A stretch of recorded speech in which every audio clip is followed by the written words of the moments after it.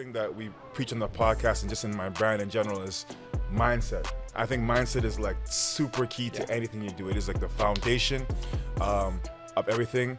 In order for you to make a song or for you to go to performance, you have to have the right mindset. You can't go up there and be like, oh, it's that. And then people were starting to come to Canada, and like there was more opportunities growing here. There's more like industries, like like trades industries and stuff like that. It was easier for me to make that transition to something else. Yeah, and I think it was probably helped too because, like you said, you were playing music, right? And so you knew that you were actually good at something else at the same time too. So you're like, oh, you know what? Okay. Yes. I think actually even. It's funny because I think Ori actually can anything like that. Like I wasn't like Alphonso Davies or anything. Like it wasn't that. Yeah. So it was easier for me to make that transition to something else. Yeah. And I think it was probably helped too because, like you said, you were playing music, right?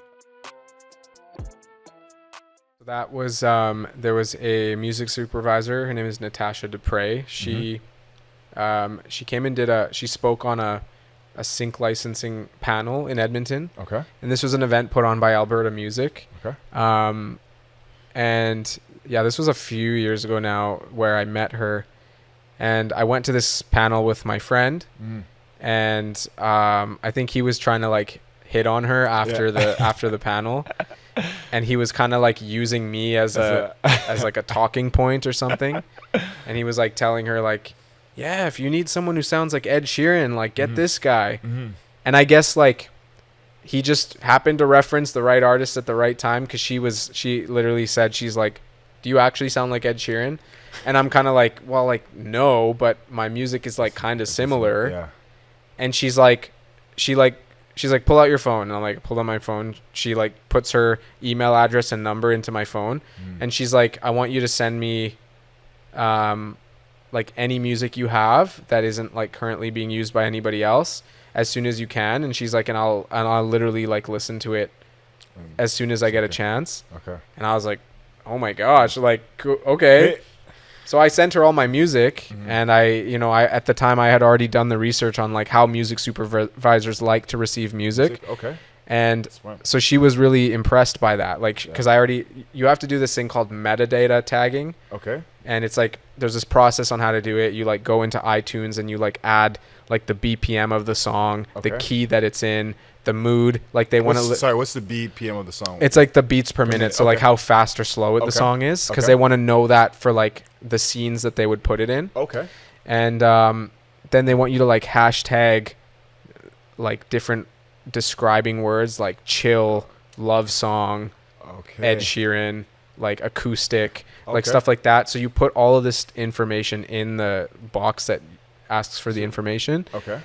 And then they also want to know that you own 100% of the rights, which I owned 100% of my rights for everything. Okay.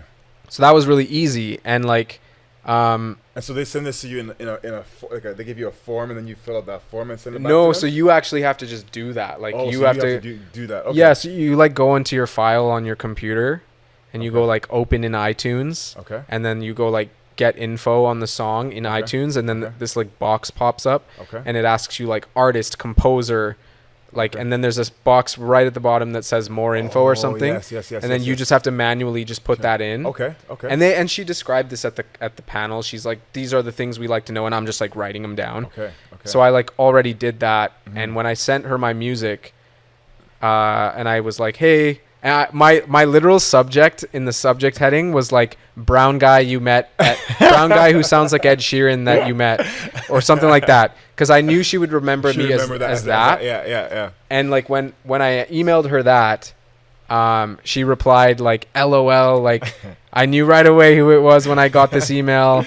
Like, thanks so much for the email. Yeah.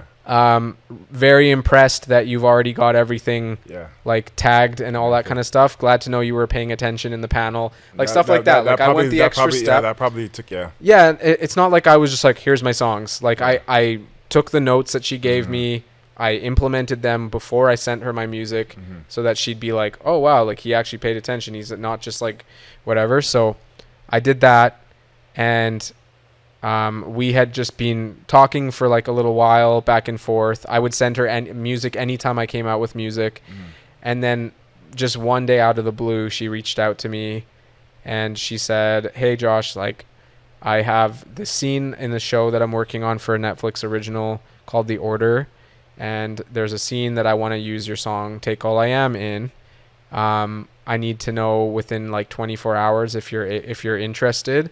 Here's the form I need you to sign and send back to me. Like, let me know. Yeah. And I was like at my desk when I got that email. I was freaking out. I literally signed it, sent it back. I'm like, wow. Done. And like you get paid for it, which is nice. And then you also get paid royalties as well. So do you get paid per each time that scene is played? Or Anytime. Yeah, I think the way it works is anytime that episode is watched. Okay. I get a certain amount of money or something like that. But then they also pay you up front for like a licensing fee. Okay. So I got paid that up front, and then I get the like, you know, the royalties from that as well. Okay. And then maybe like 3 weeks later, she emails me again, and she's like, I have another sync opportunity for you. It's for this show. Same deal. Let me know in 24 hours. Here's the form. And then like the next day or 2 days later, she reached out about another one, and it's this one actually like just came out. It's a movie on Netflix. Okay. It's called Sniper Ultimate Assassin or something like that. It's like this like crazy action like war movie. Okay. And your song's in there. And my song's in there too. Yo, watch that. It's Sniper something. We're gonna find it. After we're gonna place it right here so you guys can go look at it. Yeah, so that's another one that she got me. Dope. But yeah, like it was honestly like I just met her in real life. Yeah. I made a good impression. My follow-up email was like impressed her, and you know, like the music fit the scene, because a lot of times like you could check all the boxes, but your music just doesn't quite fit what they're working with. Mm-hmm. I just kind of got lucky in that way. Like it just happened to be what she was looking for, and that's super dope. And thank you for breaking it down like that too as well. You touched on, you know, being a brown artist as well too. So in this music industry, which is predominantly white, right? Which I didn't actually realize it was predominantly white, because I'm always listening to like black artists or different color artists, and I'm like, oh, these guys take up the majority. But then I like was doing some research, and I was like, oh, this is actually predominantly white, almost like I think 75% or something like that, right? And so, being in a predominantly white industry, have you, as a brown artist, have you ever had to face any like racism or any biases as you're doing your music? And how do you deal with it? Yeah, I mean, like the most like blatant, obvious ones are just like, you know, I'm playing a show that I don't really want to be playing. I'm like, no one's paying attention. I'm kind of just like background music. And you know, I've had people come up to me and make like kind of rude comments, and like, and it's never about the music. It's always just like, oh, like I never knew like brown people played this kind of music, or like, this one guy, I was playing this show at Station on Jasper or something like that, and it was like in a bar essentially, but like it was on like a big stage, and it was like kind of cool, like people were actually listening. And this guy comes up to me and he's like, I was expecting you to sing Bollywood music when you went up there. And I'm just like, what do you want me to say to that? Am I supposed to like laugh and be like, oh yeah, like what a stupid thing to say. Like I've just had like dumb comments like that made like so many times, man. Like cause you know, like when you see like a brown dude go on stage with an acoustic guitar, which is like often what I do, you know, it's like not something you see every day. Like I don't know many other like artists of my ethnicity that are doing what I'm doing. I mean, I do know a lot, but like not like the acoustic guitar thing. So like, I mean, I guess I guess it catches people off guard, but it's like instead of just being like, oh, that's kind of cool, like they feel like they have to make some dumb comment. Like it's just like stupid stuff like that. Like I can't really say that like there's been I've ever like lost an opportunity because of that or anything like that. Like if anything, like nowadays I feel like it's a plus to be culturally diverse. So like I don't know, I feel like now it kind of like maybe helps me a little bit. Because I get to like check the minority box. But like it's honestly just been like really stupid comments made to my face where I'm just kind of like, so you just kind of like brush those off, just kind of like, okay, well. Yeah, like I'm just like, okay, Yeah. cool, thanks. Yeah. Like I don't really know how to No, respond to respond that, to that, and it's annoying because it always catches me off guard, Yeah. and I'm always like just like did you really just say that? Yeah. Did you think about what? Like I'm always like wait, what? Like What did you expect my response to yeah, be? like what, why would you say that? Like yeah. you know, like that's Yeah. just this. It's not even that it's like racist and or whatever. It's just like who does that? Yeah. And it's always like old dudes. Like it's never been. I mean, maybe like a couple times it's been like a younger person. Yeah. But like it's usually like an Yeah, old dude, and yeah. I'm just like, all right, buddy, like Okay. cool. Super awkward. I'm just like so unnecessary. Yeah, for that. No, I can definitely feel that. I think anytime that you're a minority in any industry, like that is kind of expected a little bit, but at least I'm glad that like now with just the awareness that's being brought to different things, that it's going to be seen as more of a benefit now than so much as a takeaway, as a negative. Right. And so you touched also on grants a little bit. Can you take us into the process of grants? Because even for people out there who might be trying to get into grants for other music or for different other creative projects that they might have, what is the process of kind of getting a grant? Like how do you go about doing that? Yeah. So this is like a perk for living in Canada. Is that we have access to funding. That's basically like they have like however many millions of dollars that the government gives to be put and poured into the arts. And so typically the way it works is like either they can put on programs, which they do, that people can apply for and like attend and workshops and things like that. Or they could just set this money aside to literally just give artists to go and do whatever it is they're wanting to do. And so whoever it is decided that like that would be more beneficial than just doing a bunch of workshops, is just like funding artists' projects who are like have a good track record, who like have a project that sounds really cool or interesting. And there's like a bunch of different organizations. Like it goes federally all the way to like your city. And like, you know, we have Factor Canada, which is like the biggest one, I'd say. And then there's like, you know, Canada Council for the Arts, Alberta Foundation for the Arts, Alberta Music does its own grants. Like there's so many, and especially like during COVID, there's been so many COVID relief grants, and I think there's still a lot of them that are still around. And that's honestly to like for musicians to like pay themselves to continue to be to do music. And so there's those that exist, but mostly what they are is like they fund specific projects.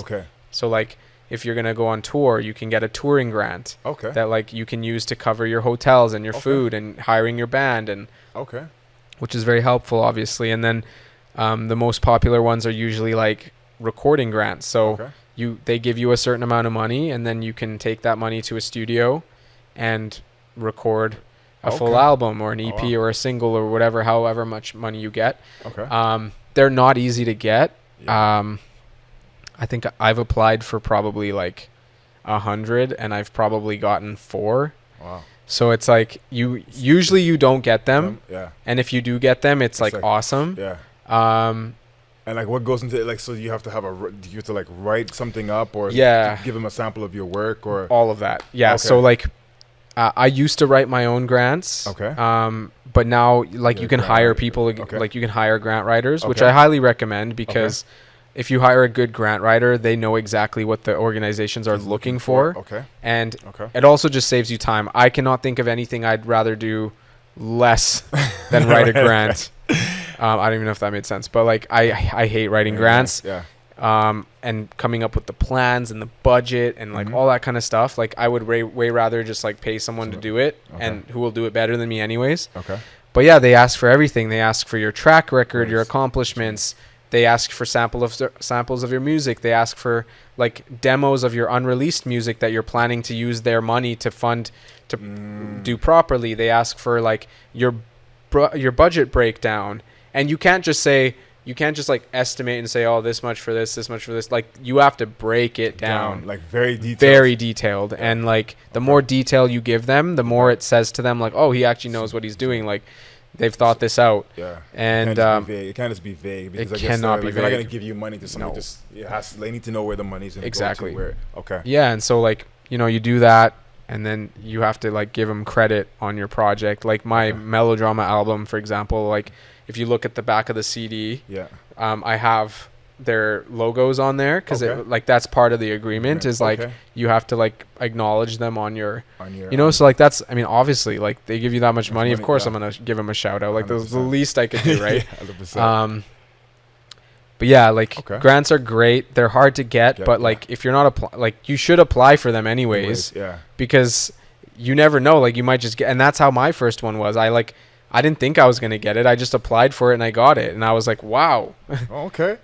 You know what I mean? So it's a good surprise. Surprise to have. It's definitely nice. Yeah. Where would I go to get a grant writer? Just online? Like I just online or? Yeah, I mean, like a great place to contact would be Alberta Music. Okay. Alberta Music is just like if you live in Edmonton or Calgary, like you should get connected with them. Okay. They have an office in Edmonton and in Calgary. Okay. And their literal existence and their purpose is to help musicians in Alberta. Okay. And they get you connected. Like it's because of them I got my Netflix placements because they put on the panel that, so. Shout out to Alberta Music. Yeah, like they're just good people to know. Like I still message them and ask them for different things, names and emails sometimes. Where I'm like, if I need like so they can connect you as well. Yeah, they have all these connections, right? Like because they do all these panels and they always attend like international conferences, so they're always expanding their network. Yeah. Like the most recent time I reached out, I was looking for like an entertainment lawyer. And I was like, hey guys, just wondering if you know any entertainment lawyers. If you could just link me any, that would be great.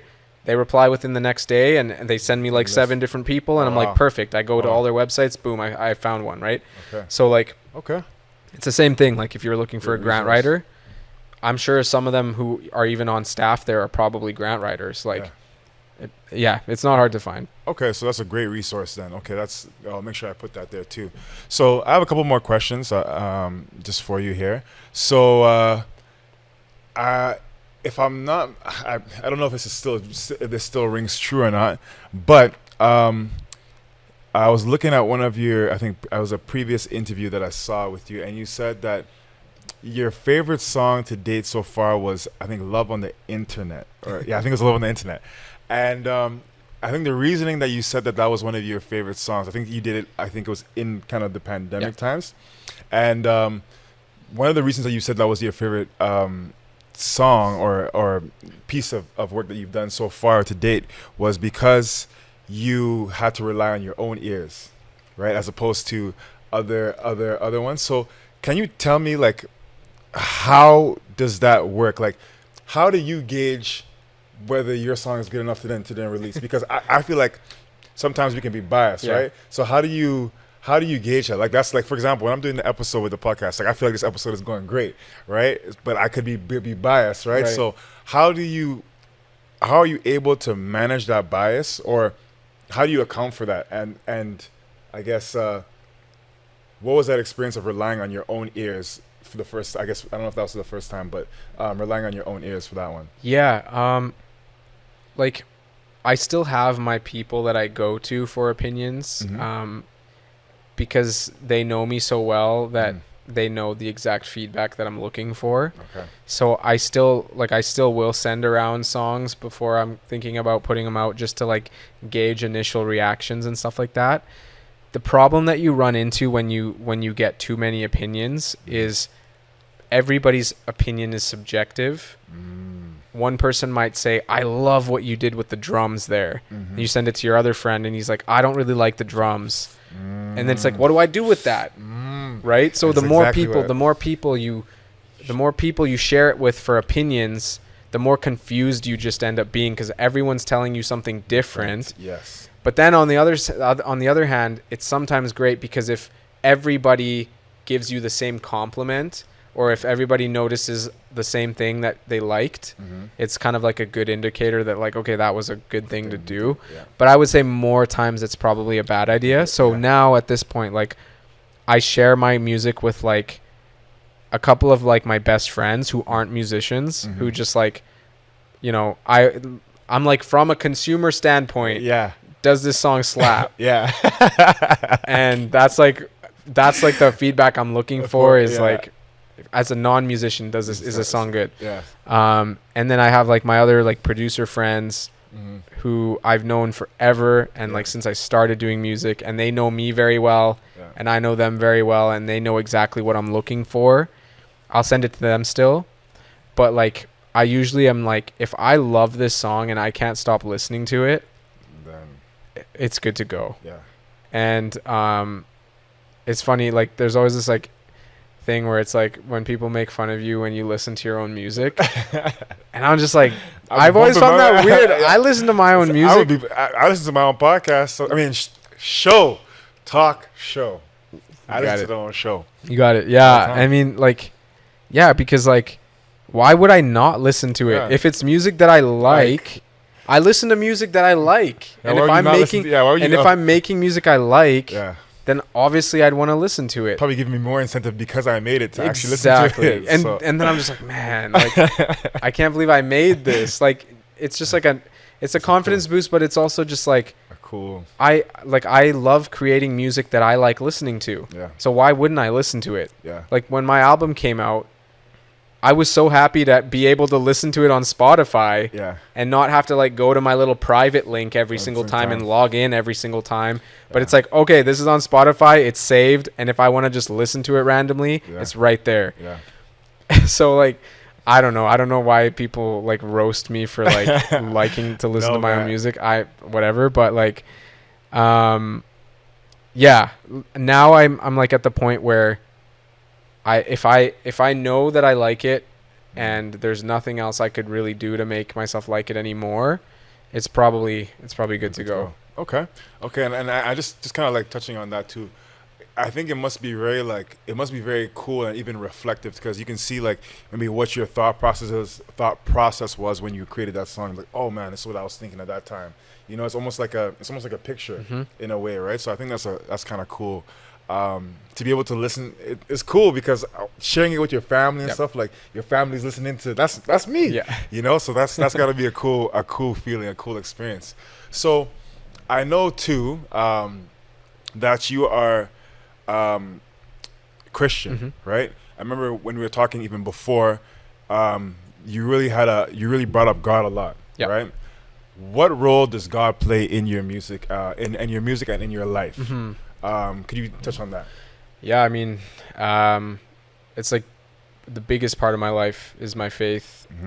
It's what gets me out of bed every morning. It's what gets me through the worst days and the best days. And it's from that deeper sense of purpose that I'm able to, you know, like I feel like I've always just been a very like in my feels kind of person. Like I feel things very deeply. And, you know, like when there's like injustice in the world and when there's like pain and suffering and all these kinds of things, like I feel it on a different level. And like, I think it's my faith that puts everything into perspective in a way that makes the most sense. And, it's the thing that gives me the most hope, and it propels me forward. It gives me a higher sense of like a higher why. You know what I mean? Like we've been talking about like mindset and like motivation, like what's your motivation, what's your mindset? And like I've had my faith interwoven into all of my different mindsets and all of my different stages, that it's like, you know, it's like not I couldn't have done any of this on like my own strength. I love that. If that makes sense. Like 100%. And just like leaning on God for like guidance and just, you know, just being present and like giving me the strength to like keep pushing and keep going. And my higher purpose is, you know, always been for like to like introduce him to people and like have those conversations with people. And 100%. you know, like I've really like tried very hard, and I will continue to do so. And it's something that I really like am mindful of, is the content that I'm putting out in my music and the messages I'm portraying. And like, you know, a lot of my songs like are like fun party songs and stuff like that. And it's like, even now, like if I'm being completely honest, like sometimes I regret it, because I'm like, maybe that wasn't putting out the best message. Maybe that wasn't like as authentic, because I don't party, like if, to be honest, and this has nothing to do with my faith. Like I've never drank. Okay. I've never like smoked. I've never like, and it's just, and it has nothing to do with like because I'm a Christian. It's just, I've just never like found the interest in it.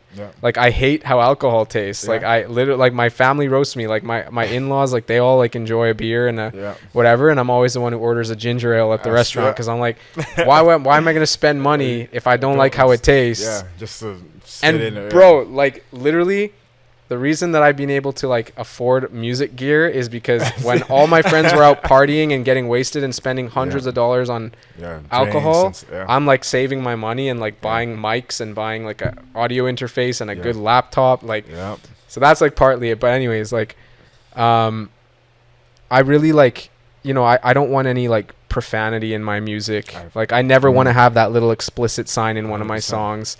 I want my songs to be something that like, you know, somebody in the music industry could listen to and really think is good, but also like some parent could feel totally fine playing it in their car with their little kids. And I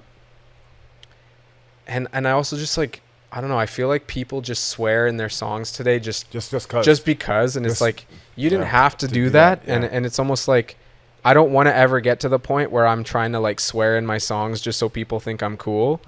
Because I'm like, there's no point. Like, there's no reason. I'm a better songwriter than to have to always just resort to that.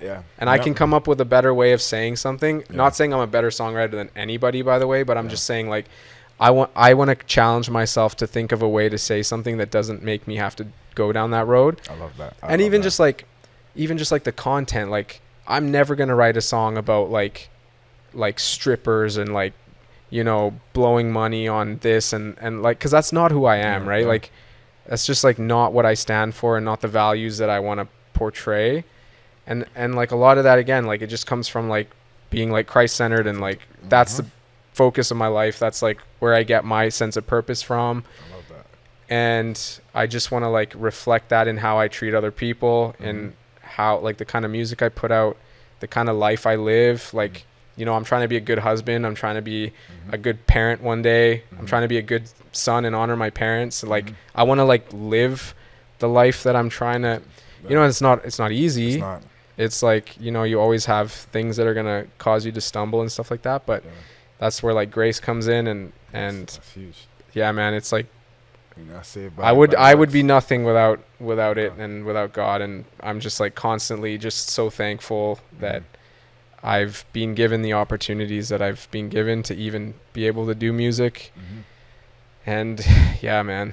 No, honestly, I love everything that you said, because I personally resonate with that a lot. I think Ori I can say that same for Ori as well, because even when we started the podcast, when I had the idea for the podcast, that was something that I was very big on. I was like, I want to make sure that God is at the center of the podcast, right? Like in everything that I do, even in my brand for Island Grind, I really wanted to. I don't want to do it without God. I've tried doing stuff on my own without, you know, God. When I was in sports, that's the one thing in sports. You know, sometimes I got so caught up. I'm like, so caught up, and I was like, oh, I can't do this. I can't do that. And actually, the first time when I got injured, it was on a day that I wasn't even supposed to be playing. You know, I was supposed to be in church on that day, and I was playing.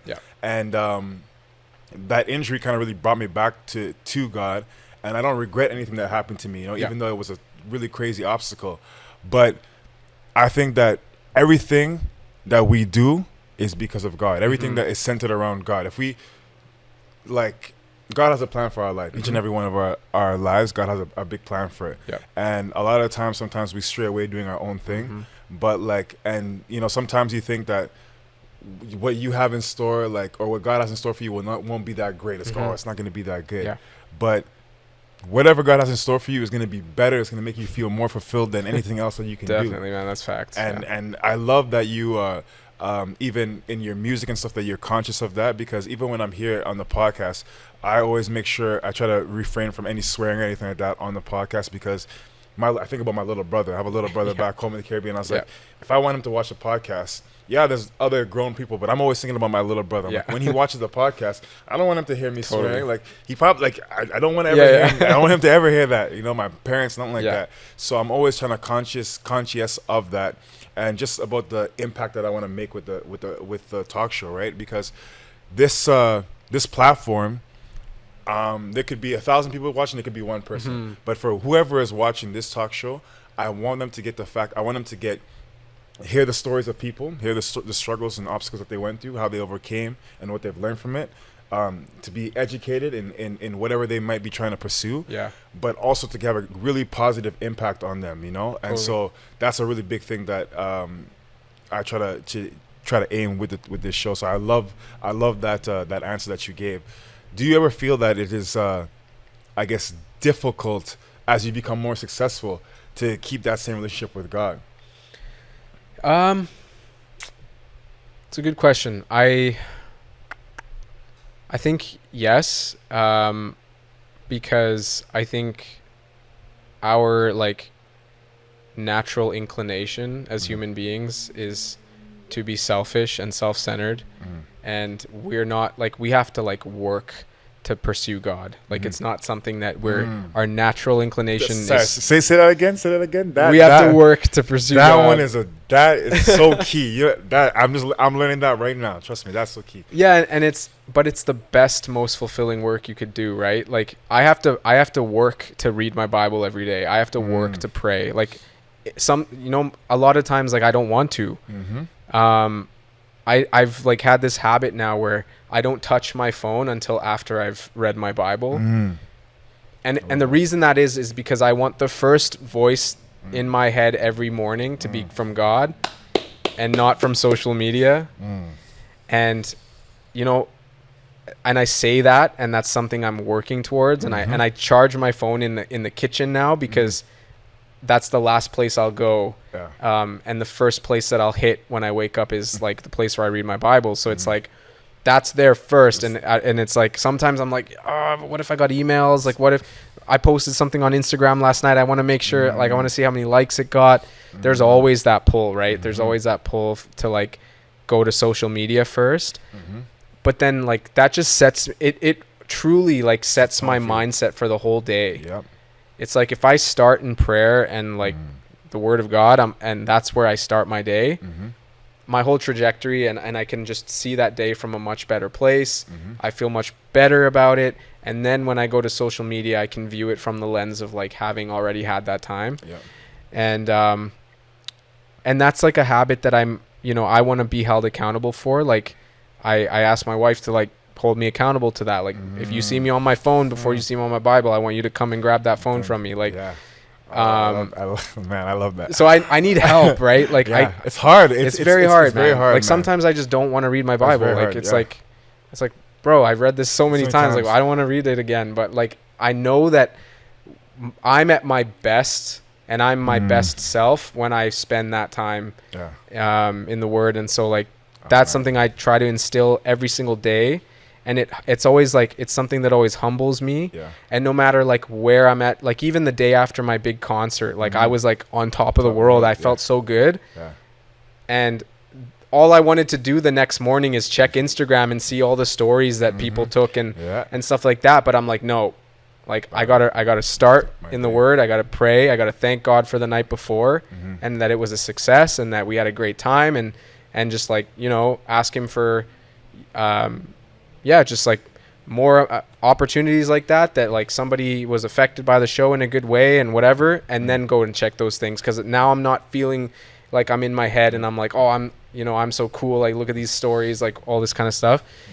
And it's like always just kind of like humbling yourself and being like, just like that, everything could be taken away. 100%. And so every day that I actually get to wake up and do this is a blessing. And like honestly, man, like sometimes I don't know how I'm here. Yeah. Like sometimes I don't, like when I look at like my past and just like things I've gone through and just like family stuff and friends and relationships and stuff like that.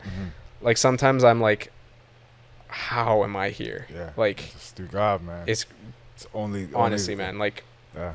and that to me, like that's the thing that just constantly keeps me going.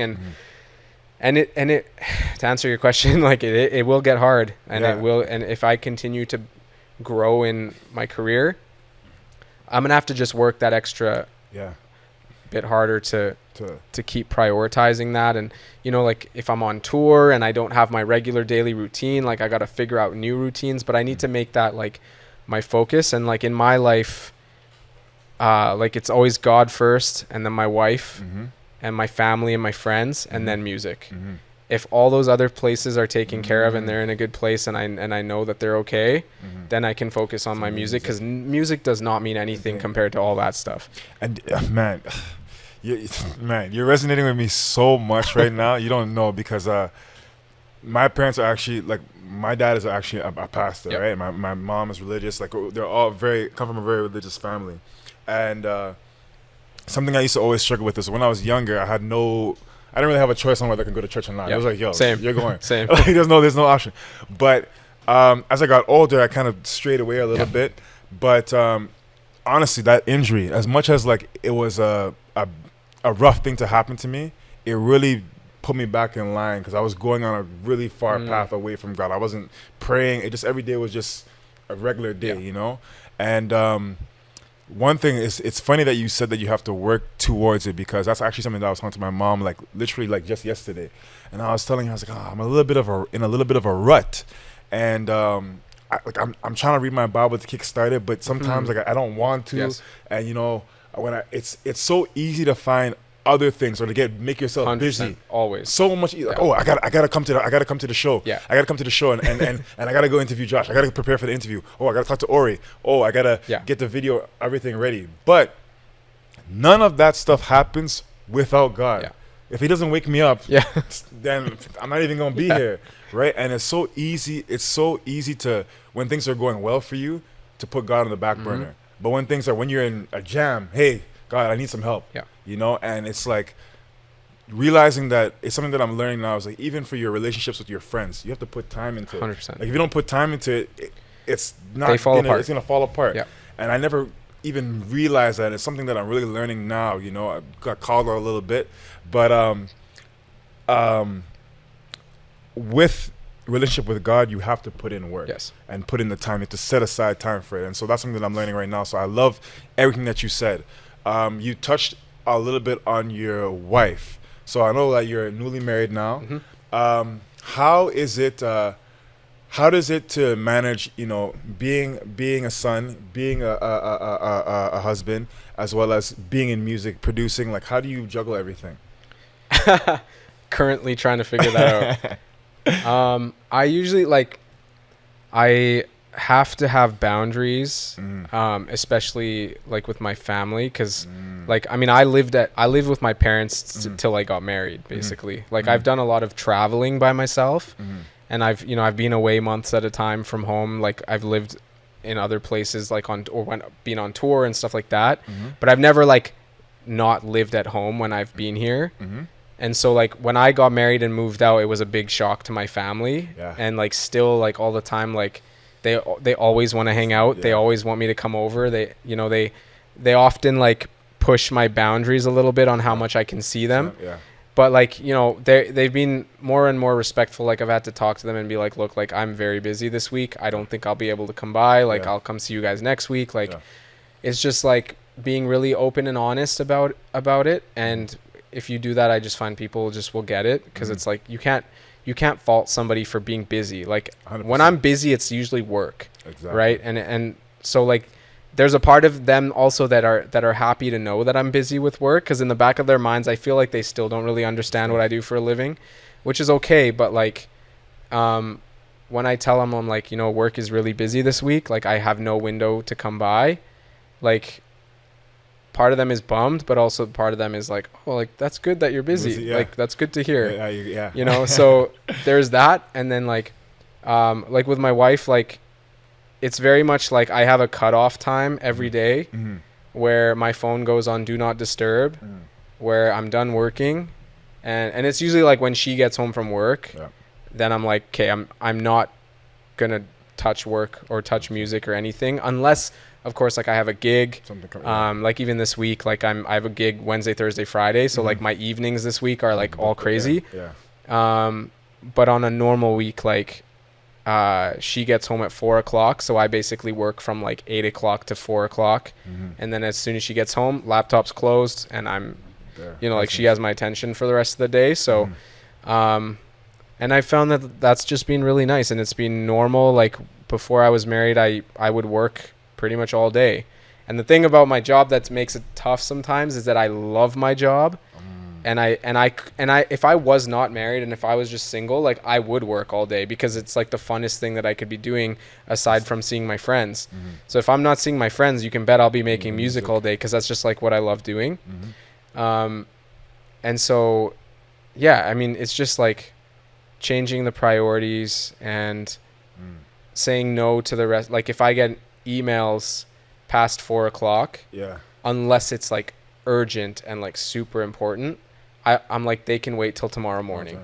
If I get a text message, they can wait till tomorrow morning, unless it's an emergency, of course. And the nice thing about like do not disturb is you can set the people who like get through to your phone regardless, and everybody else doesn't. You don't didn't know that. That's actually a good tip. Like, I didn't know that. Yeah, so like my people are like my mom, my dad, my brother, my sister, my wife, my cousin. Those are the only people that my phone will still vibrate past 4:00.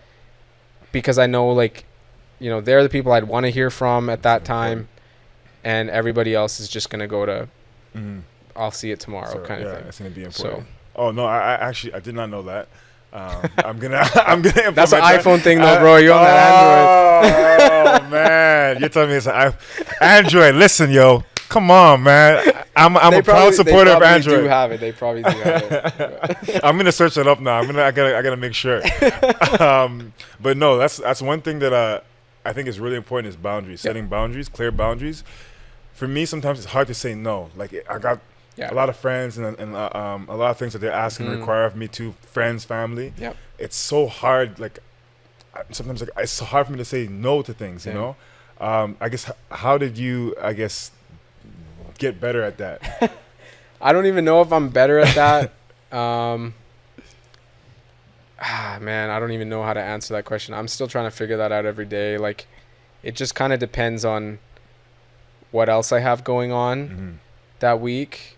Again, like, everything flows from like God and my wife being my priority. And if things are like not so great with either of them, and like I've been neglecting prayer time or I've been neglecting spending time with my wife, they get my priority. I'm going to like make sure that those aspects of my life are taken care of before I go and hang out with my friends or whatever. Work things will always be work things. And like those are typically like they will get my attention from, again, like 8 a.m. till 4:00 every day, unless it's a concert. Friends, like I try to like make time for friends whenever I can.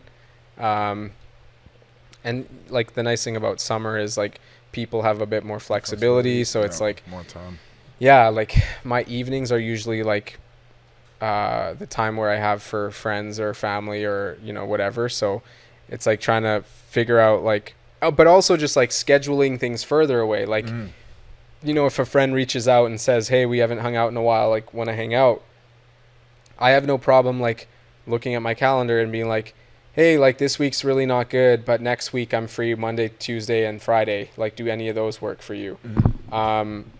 So just like scheduling and getting just better at like, but this mic is decided to peace out on me. It's okay. I can just hold it. Okay. I think, I got Ori to the rescue. I think it's bending the table. Oh my gosh. I was bending the table too, huh?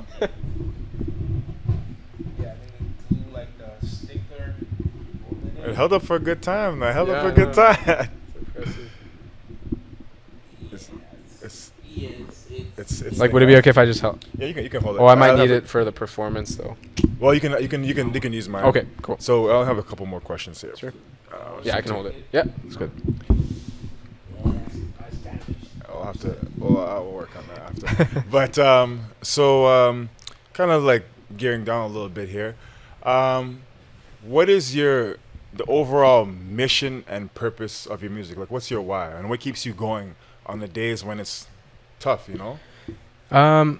Yeah, I mean, to be straight up with you, like, my family's well-being kind of depends on it. Mm-hmm. And right now my family is like me and my wife, and obviously like my extended family, but like she's the one I'm called to take care of, and I want to like make sure that I can provide an income and like, you know, provide financially and stuff like that. So I don't have the option to have a bad day. I'll put it that way. Like, if I'm feeling a little less inspired to write music, then I will work on building connections. I'll send out some emails and, like, you know, find and source some new opportunities, and or do some research, or like practice, or like there's always something that I can do to make sure that I'm even if I just spend the day practicing guitar, that's still beneficial because that's still what I do for a living. And I better. Yeah, like, so I never like will just consider a day a write-off, or at least I try not to, because you're not always going to have 100% output, and you got to like find days for, like, you know, like professional development days. Like every other job has like professional development. Day, like if you're a doctor, you got to attend conferences to be updated on new techniques, and you know, so like it's no different for musicians. Like, I've got a list of videos and tutorials and all these different things that I'd never get the time to get to. So sometimes I literally, if I'm like trying to make a beat and I can't do it, I'll just be like, you know what? I'm just going to like learn today. And I'm just going to like watch videos and learn some new tricks and see what the pros are doing. And I'll come back at it again tomorrow with these new ideas and fresh inspiration. And I often find that usually like gets me back in the seat and gets me going again. But again, yeah, like I think ultimately, like, I want to make music that people resonate with, that they feel like kind of represents where they're at in their life, whether good or bad. And, you know, I would love to, you know, like talk to people about Jesus and have my music start those conversations. And like, I don't write Christian music, right? Like my music is very like, I have one song that's like, it's like about my faith, and it's 16, it's on my album. And even that song, like, you could easily think it's just about a girl or something. But if you like really listen to the lyrics, it's like, it's pretty obvious that it's not. But you know, like, and then I get people asking me like, oh, what's that song about? And then it's like, boom, here's an opportunity. Like, and so that's something that's always in the back of my mind. Like, I never want to be pushy about it. I'm never going to like try to make someone feel awkward. It's like, if it's authentic and organic, and like, you know, someone's in a tough place, and that's like, sorry, I'm just going off on a tangent now, but go ahead, man. You know, like if someone, like I've had a few times, like after a show, like someone come up to me and like say that a song really resonated with them, and they're like, how did you write that? Like, what was it about? And you know, that gives me that opportunity to like meet someone where they're at, and kind of just like, those conversations are always like so life-giving for me, especially. And I love doing stuff like that. But ultimately, like, I just want to make good music that I enjoy, that I feel happy to put out, that, you know, resonates with people, spreads a good message. And No, I love that, man. I honestly love that, because I love that you want to spread that positive message, and you want your music to be a conversation starter about Jesus, right? I love that, because I think, especially with the way the world is going now, I think we need a lot more of that stuff too as well, right? Just, it's crazy. So I guess one of our key questions that we ask on the podcast too a lot is to our guests is, what is the biggest obstacle that you have faced so far in your life? How did you overcome it? And what are some of the lessons that you learned from it? Yeah, I would have to say that was honestly like my cultural background and like my family. You know, like I love my family so much. Like I have nothing but respect and love for them, and like I would do anything for them. And like one of my biggest dreams and driving forces is to like help them pay off their house and like, you know, put them in a better situation, help my dad retire. You know, like that's a dream that I have. Like I would love to be able to do that and set them up so that they never have to worry about money again.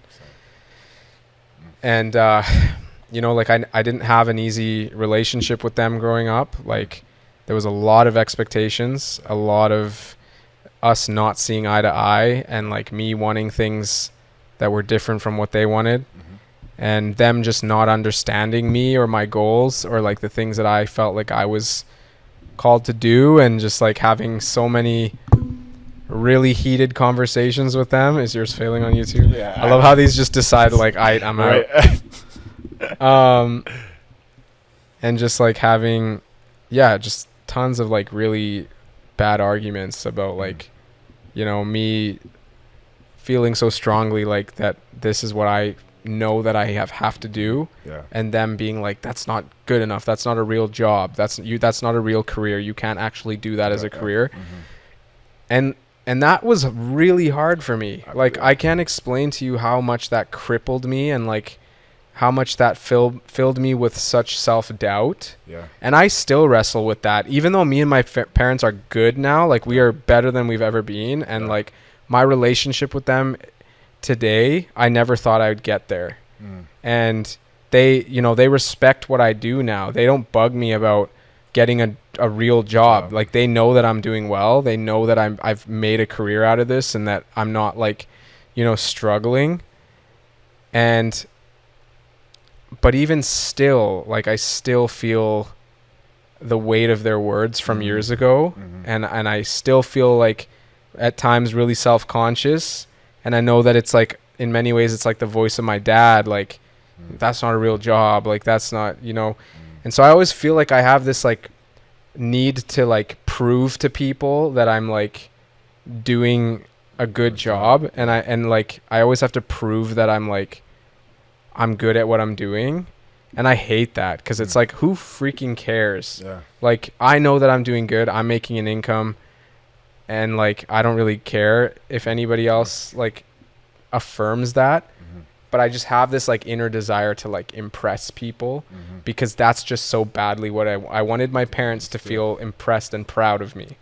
And so like that was something that's still to this day, like I feel it all the time. Like I'm just like always like in the back of my mind, I'm like trying to impress people. And so I think that was definitely like my biggest struggle, is just getting my parents' affirmation and just support for what I'm doing. And I think honestly, like my advice to anybody, because I know there's a lot of people, I get a lot of people who DM me about this kind of stuff, like a lot of like, you know, South Asian artists who especially who have like really demanding parents who want them to go become a doctor and stuff like that, but they're passionate about music or photography or something that's like not considered as a real job. And I mean, the same advice I usually give them is just to like do everything you can to because I find that people want an easy answer. They want me to give them like the secret sauce that's like gonna just change everything, and it's gonna just make everything instantly easier. But there is absolutely no such thing. You have to work twice as hard as your friends. You're gonna lose sleep. You're gonna have to say no to a lot of people who want to hang out and go party. Because if you truly believe that you're called and you're gifted in a certain thing that your parents don't affirm, like I'm huge just about like respecting your parents. 100%. And that's like something that's not really taught much nowadays, unfortunately. Like, bro, honestly, like I go on TikTok, kids these days, man, are so disrespectful to their parents, and it blows my mind. Some of the things that they are doing, those thoughts wouldn't even cross my mind, because my parents would. They would Yes, same here, man. Destroying me out here. Parents were built different back then. But like, you know, I don't think people realize how much how hard it is to be a parent, let alone a good parent. Yeah. And, you know, like, there's a lot of things I wish my parents did better, but overall, like, they were great parents. Yeah. And, like, it's not easy to be a good parent. Yeah. I hope to be a parent someday, and I'm nervous. Yeah. And so, like, I always just say, like, respect your parents. Yeah. If they're letting you live in their house for free, Oh yeah. Respect their rules. respect that. Yeah. Realize that it's hard for them to do that Yeah. because they got to work their asses off to be able to afford the roof over your head and the food you eat every day. So if they want you to go to school, well, then go to school. Taking it for granted, yeah, because Like, and if they're gonna pay for you to go to school, don't like say no to that. If you don't want to if you don't want to respect your parents, then don't take from them. yeah, Go move out, yeah, pay your own rent, pay for your own food, pay for your own car insurance, and see how hard life it is. Yeah, And that's like just how I feel about it, right? Like, it's like, don't disrespect them and then still take from them, and yeah. like, and then just be like, all right, see ya, like, Yeah. I'm done with you guys now. and then, Like, if they're gonna put you through school, go to school, do your best, but then come home and work your ass off be respectful. to do the thing that you want to do. That's Yeah. what I did, and I'm doing it now, and they respect that. Mm. And they know that I honored them and I respected them by going to school and getting my degree. But then also they saw how hard I worked to do music at the same time, and where that's now led me. So I'm never going to say, like, screw your parents, don't listen to them, because, you know, if you have good parents, you're very blessed. Oh, very. And the thing that I didn't realize until I got a little older was that a lot of the times, like, you have to remember, when your parents had you, they're probably like 20, something like that. They were still still young. They're Yes. still, like, that's like us having a kid right Literally. now. You don't know everything. Nope. And you're figuring things out as you're doing it. And that's how they were doing what was best for you with their best knowledge that they knew Yes, at the exactly. time, right? And I never realized it until I got older, and I was like, oh. And I looked at all the things that my parents have done for me, the sacrifices. And Yep. I remember when I got injured, at the time that I got injured, I was being very disrespectful. You know, I was not calling my parents, Yep. lying to them, all this stuff. And then when I realized that I could have almost died, and like, who would I have gone back to? 100%. Your family, right? Yes. And it really changed my perspective. I'm like, I try to call them every day. I'm like, hey, I love you. I make sure, Yes. before I used to be, I didn't want to say I love you, you know, try to be tough and stuff like that. But I don't care. Yeah. Because it's not about I don't care about what other people think when it comes to that. Yeah. Because, like, that's my family. Yes. I love them no matter what. Yeah. And that's a really big thing. I love that you said that, because I think today there's a lot of, like, man, some of the stuff that I see kids doing today, the thoughts don't even cross my mind, because, like, what would happen to me? They wouldn't Yeah. even find me. Yeah. You'd You'd be buried somewhere. Yeah, you'd be buried somewhere. You wouldn't be able to find me. So that's a really big thing. A huge lesson is just the respect for your parents, and just acknowledging, like, that they sacrifice so much for you, and you just gotta respect it. Sometimes it's tough, and, you know, sometimes I know they can get on you, but, like, you gotta think about what they're doing for you, because life is not easy out here, man. Definitely. It is not. And actually, just to quickly tack onto that, like, one of the best pieces of advice I've ever been given in my entire life was from a counselor I was seeing.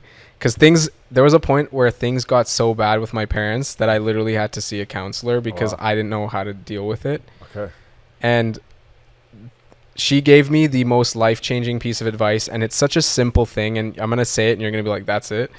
But, like, when she said it, it just, like, a switch went off, and I just saw my parents differently, and it allowed me to, like, forgive them and to, like, understand them on a new level. And it was literally just that, like your parents, though you may see them, because think about it this way, like, when the time you're born and as you're growing up, in many ways, like, your parents are like God in your eyes. Yeah. You know what I mean? Yeah. Like, they can't do anything wrong. They can't make mistakes. Like, they're just like, you look up to them. They're like the people, like, they're my parents, like, you know what I mean? But then when you're an adult, you still kind of have this mentality of, like, them as being like, oh, like, they're my parents, they know everything. Yeah. But the piece of advice I got is simply that they don't. They're just people just like you and me. Like, they were 28 years old once, and they're experiencing things for the first time as well. Like, when I got married, that was the first time my parents experienced a child getting married. Yeah. When I moved out, that was because I have 2 younger siblings, but like that was the first time my parents experienced a child moving out. When I have a kid, that's going to be their first experience on how to be a grandparent. Like they're still learning things too, right? We have this like bias that our parents know everything, but they don't. And like that's, dude, honestly, like that changed my life. That piece of advice is like, wow, like my parents don't have it all figured out. Like they're learning things too. They're learning how to live with a son who didn't go down the regular path that they were told was right and the only path, and who wants to be a musician. Like they don't know what to do with that. Like that's something that they're trying to figure out. And when I heard that, I was like, oh, like this is different now. Like I don't know. I realized too, a lot of things that your parents tell you, they do it out of love. Yes. But it's out of love, but you don't see it that way, right? They're like, I want you to get a job because I want you to be safe and stable. But they're not so it's not that they're knocking on your dream. It's just that they don't see the way that you can do it yet. So like that's why when you start doing it, then they're like, oh, they soften up a little bit because they see that there's an actual way, right? And it's a lot of stuff that I started realizing too for myself, and I had to just like kind of dial back how I felt too as well with my parents. I really resonate with that as well. So that's a huge lesson that I like that you shared here. That one's big. So kind of bring it to the close here now. There's a question, like our themed question here is, what is your theory of the grind? My theory of the grind. I mean, I think it's essential. You have to grind. Nothing in this world is handed to you. 100%. You got to work for everything. Like we mentioned, everything from your relationship with God to your job to your social life. Everything requires work. Everything requires this grind to do. But I think also like it's important not to become obsessed with the grind, because I think that leads to like workaholism and people who just don't know how to do anything else but work. And I think that's also unhealthy. And that's a trap that I've continuously fallen into in my life, is like, if I'm not working, I don't know what to do with myself. So I think it's important. How do you combat that then? I'm still trying to figure that out. Like I'm trying to just find other hobbies that I enjoy that have nothing to do with music. Like, you know, like in the winter, I joined a men's hockey team. Okay. And I play soccer again. Not like club soccer, but like just rec soccer now in the summer. And I'm just trying to find other things that I enjoy, like that have nothing to do with music and that I can do for fun. And I think that's one way to do it, is just like finding something that is like so completely outside of your work realm that like you wouldn't even think about your work while you're doing it.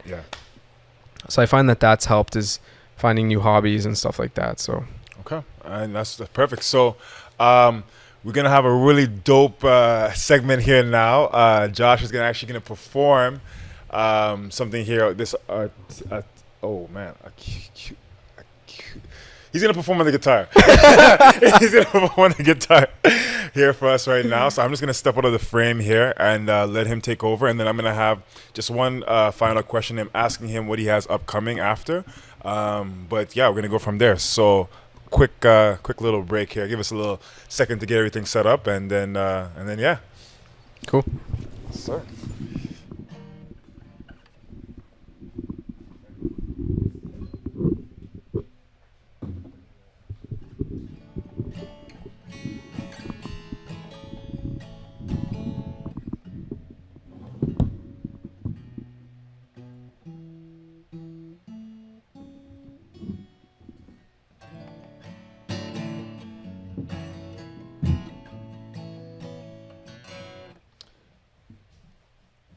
Are we gonna cut this part? Yeah. Okay, good. Do you want one mic on your guitar? Nah, it should be fine. Yeah. I'm just gonna quickly just tune up here.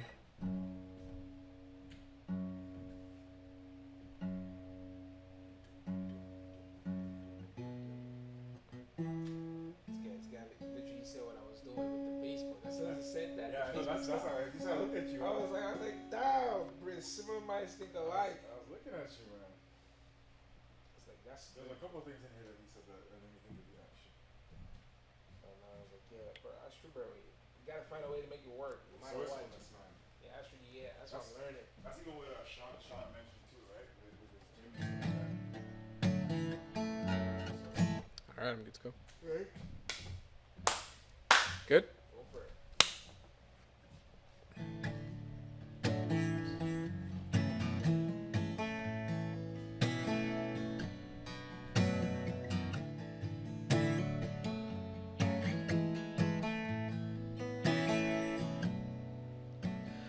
Look at what you done to me. Used to be my only, now we're enemies. I go back and forth with what you said to me, yeah. I won't ever like it, we were something different. Giving my love for the season, falling apart for no reason. Look at what you done to me. Everybody thinks I'm broken, but it's only my heart, yeah, only my. They won't ever see me hopeless, like I'm alone in the dark, yeah. Everybody breaks my heart, but I ain't gonna fall apart, yeah. What's the point of even trying if we just blame it on timing? You just keep on lying. Everybody breaks my. I never wanted us to be thinking about how we'd be living separately. I wonder if you still feel like a part of me, yeah. I won't ever like it, we were something different. Giving my love for the season, falling apart for no reason. Look at what you done to me. Everybody thinks I'm broken, but it's only my heart, yeah, only my. They won't ever see me hopeless, like I'm alone in the dark, yeah. Everybody breaks my heart, but I ain't gonna fall apart, yeah. And what's the point of even trying? We just blame it on timing, and you just keep on lying. Everybody breaks my heart, breaks my heart, yeah. Everybody breaks my heart, breaks my heart, yeah. Everybody breaks my. Yo, that's it. Thank you. Oh man. All right. So,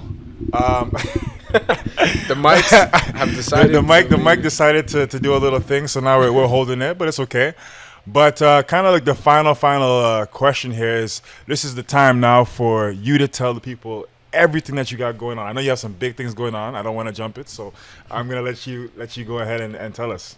Yeah, so I mean, the biggest thing I probably have coming up right now, if you're in the Edmonton or Calgary area, is I'm playing the main stage at the Calgary Stampede on July 12th at 12:30 p.m. Okay. So if you're listening from Calgary, or if you want to come down with us, we've got a whole crew of people coming down with us from Edmonton that day. We'd love to have you there. 12:30. Main Coca-Cola stage. Okay. Is there a way for us to get tickets? Like a tickets? Do we have to get tickets to your I event, think you have or to to the actually whole get it for the whole sta- Stampede. Okay, I'm the whole pretty sure that's how Stampede. that Okay. works. Okay. So I mean, yeah, if you get tickets, you can basically come for the whole Okay. the whole thing as well. Okay. So I've never played Stampede before. This is my That's first awesome. time. I'm very excited about it. It's like the biggest festival kind of gig that I've played. So looking forward to that. And then I'm already kind of like working on my next project, even though I just put one out. And my brand new album Melodrama has just come out. And he's repping the merch here. It's you fire. You can get your own merch on my website, joshsahunta.com. All my music's on Spotify, Apple Music, all those fun places, YouTube, and all that kind of stuff. And yeah, And so the people can find you. Where can the people find you? everywhere. Everywhere. Instagram, Spotify, Apple Music, TikTok. I'm just literally Josh Sahunta.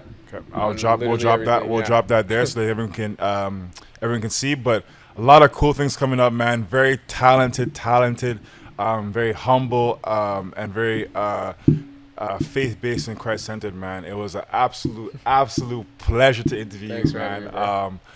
Oh man, I honestly I learned so much, man. It was actually a really dope time. Great energy and stuff too, man. Just thank you so much for that, man. Thanks for having me, man. It's a pleasure, and hopefully we do it again sometime Absolutely. too. All right, we out. See ya. Oh man, that was dope. Bro, thank you. That was. I'm glad we finally did this. Yes, man. Me too, man. Thank you so much, man. This is dope. Oh, my man. All right, dude.